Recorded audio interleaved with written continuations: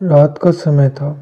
सुरेश अपने घर पर आ जाता है। सुरेश की बीवी सुरेश का इंतज़ाम कर रही थी। सुरेश और मनोरमा झगड़ा करने लगते। मनोरमा बोलती है, ऐसा कैसा काम कर रहे हो जिसमें इतनी रात को लेट आते हो? कल से टाइम पर आ जाना, नहीं तो मैं तुम्हें खाना नहीं दूंगी और तुम्हें भूखा ही सोना होगा। सुरेश हाँ में जवाब देकर सोने चला जाता है। फिर सुरेश और मनोरमा सो जाते हैं। थोड़ी देर में सुबह हो जाती है और सुरेश वापस अपने खेतों में काम करने के लिए चला जाता है। काम करते करते सुरेश को वापस रात हो जाती है। आज घोर अंधेरी रात थी और ऊपर से बारिश भी हो रही थी।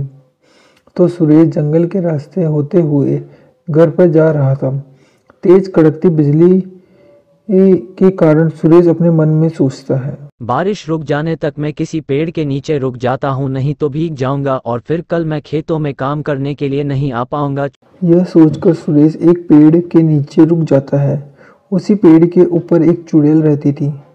चुड़ैल देखती है कि एक इंसान मेरे पेड़ के नीचे खड़ा है, तो चुड़ैल अपने मन में सोचती है, आज तो मजा ही आ गया, बड़े दिनों बाद इंसान का मांस खाने को मिलेगा।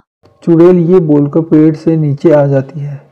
सुरेश चुड़ैल को देखकर घबरा जाता है और डरते डरते बोलता है, चू चुड़ैल जी, मुझे माफ कर दो, यहाँ पर जोर से बारिश हो रही थी इसीलिए मैं आपके पेड़ के नीचे आकर रुक गया।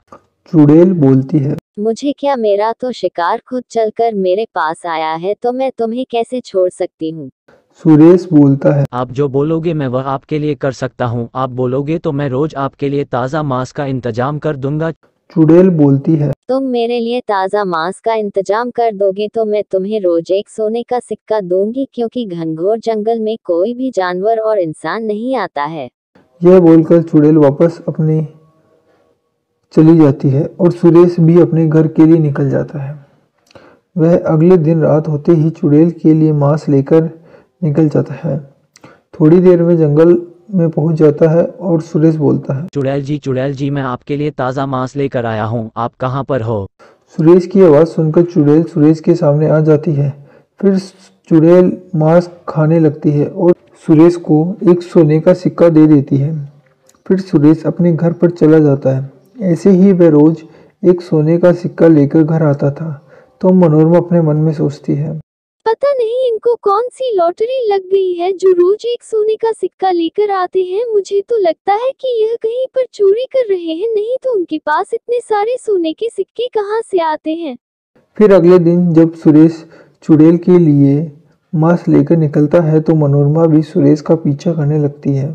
मनोरमा देखती है कि चुड़ैल ने वह मांस के ले लिया है और बदले में सुरेश को एक सोने का सिक्का दिया है। फिर मनोरमा एक तांत्रिक बाबा के पास चली जाती है और उन्हें पूरी घटना के बारे में बता देती है। तो तांत्रिक बाबा यह सुनकर क्रोधित हो जाते हैं। अगले दिन जब सुरेश चुड़ैल के लिए मांस लेकर निकल जाता है तो तांत्रिक भी सुरेश का पीछा करने लगता है। थोड़ी देर में वह दोनों चुड़ैल के पास पहुंच जाते हैं। चुड़ैल को देखकर तांत्रिक बोलता है, दुष्ट पापी चुड़ैल, तूने भोले भाले सुरेश को फंसा दिया है और अब उसका तू फायदा उठा रही है। अब तेरा समय निकट है। यह बोलकर तांत्रिक चुड़ैल के ऊपर गंगाजल डाल के छींटे दे देता है तो चुड़ैल जलने लगती है।